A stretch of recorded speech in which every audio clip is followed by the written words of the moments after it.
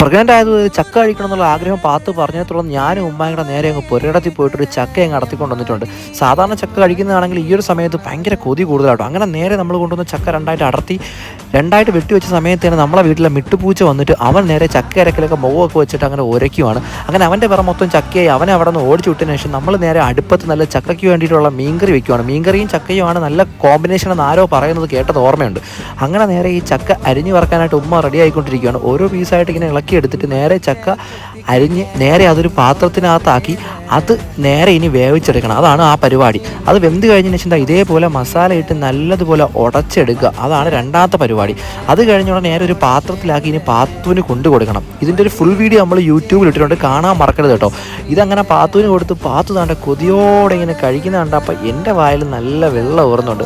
കാര്യം ചക്കയും മീൻകറിയും അന്യായ കോമ്പിനേഷൻ. ഈ ഒരു കോമ്പിനേഷൻ ഇഷ്ടമുള്ളവരുണ്ടെങ്കിൽ ഒന്ന് കമൻറ്റ് ബോക്സിൽ അറിയിക്കണം കേട്ടോ.